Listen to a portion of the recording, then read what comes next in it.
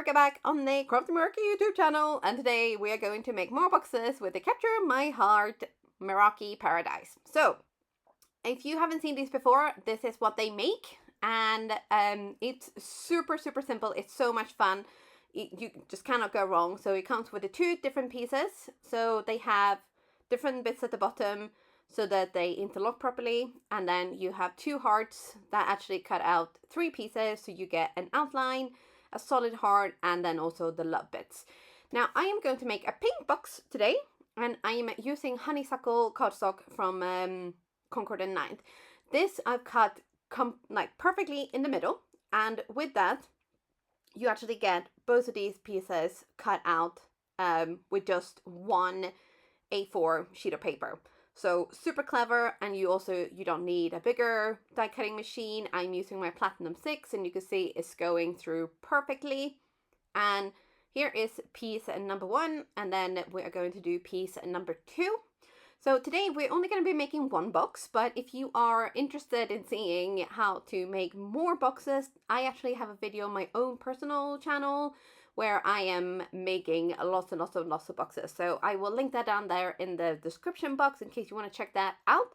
But for now, we're going to pop out the extra pieces from our die cut pieces.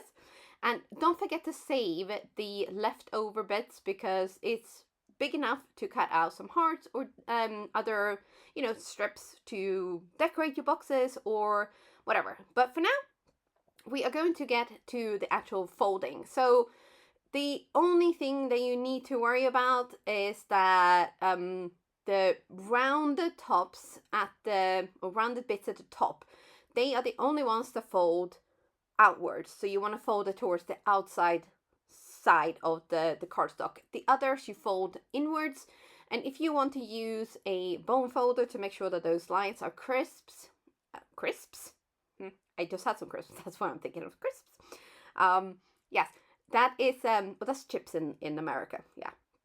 So, as I was saying, if you want to make sure that your lines are nice and crisp, use a bone folder, but you can just fold these using your hands. And then you can either use some skinny double-sided tape or liquid adhesive. And I do prefer to use liquid adhesive because I am notorious for gluing things on wonky or wrong. So I use liquid glue and a grid mat to kind of make sure that everything is lining up properly. And then we're gonna just fold in the second piece as well. And we're gonna just kind of look here how easy it is to actually close the bottom of it up. It's really quite simple. The first one might be a little bit difficult, but once you get the hang of it, you will be making these boxes in no time.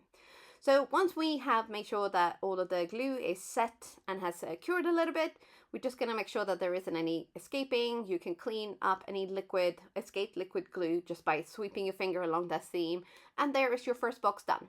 So obviously here today we're just going to be making the one, and we are going to turn it into a gift making box.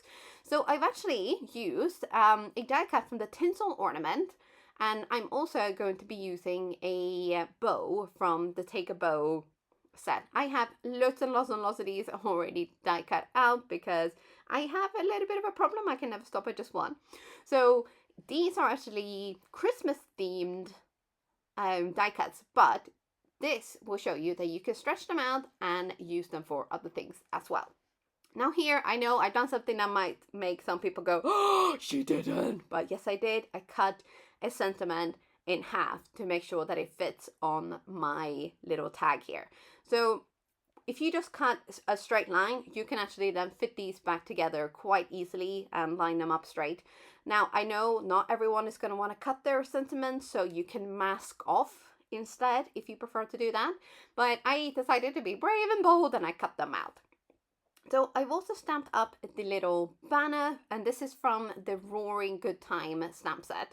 And we're just going to add a little bit of color here with some Copic markers. We're not going to bother with any shading or anything like that because it's such a tiny image.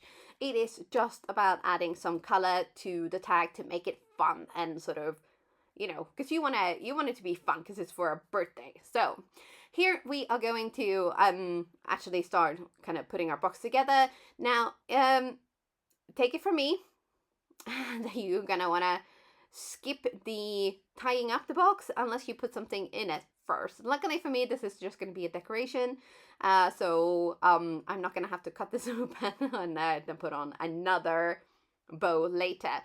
Now, while I was doing this, I realized actually the sides look a little bit empty. So I decided to cut up a lot of other images from the Roaring Good Time stamp set. So we have a cute little lion, we have a circus elephant, there's some balloons, there's a circus tent, and I also stamped up another banner. So these I'm coloring with Copics. Again, we're not going to be doing sort of like super duper intricate coloring. We're just going to add a bit of color and a little bit of sort of contrast and shading and stuff, but we're not going to go like blend, everything has to be super perfect. So I'm just having a bit of fun here. This is actually the first time I've used this stamp set, and now I'm thinking of other ideas of what to do with this set because it is so cute. So we're nearly finished with the coloring, and luckily for me, these have coordinating die cuts, so I'm going to use those to cut all of these images out because a fussy cutter I am not. No, I will do it on the dress, but not on purpose.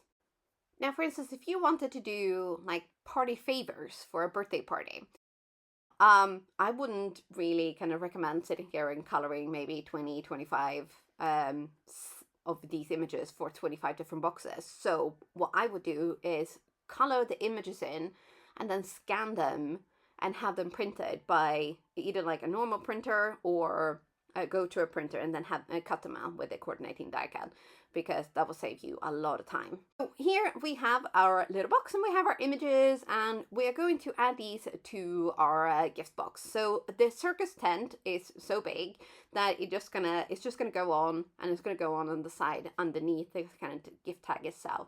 Now the other images, I just wanted to add like a sweet little touch, so I cut out some hearts in a soft gray cardstock. I think this is Dolphin from Lawn Fawn. And so I added my little images on top of these hearts, and then I added the hearts to the other side of the boxes. And with that, this is done. And I must admit that this is probably one of my favorite out of all of the boxes that I've made. And I must have made a good dozen of them, if not more. I was on a roll, let me tell you. But I love how this came out, and I really hope you have enjoyed this video and then sort of seeing what you can do with these boxes and maybe think outside the box of how to decorate your own. But thank you so much for stopping by today. Don't forget to subscribe and hit that like button. See you soon again.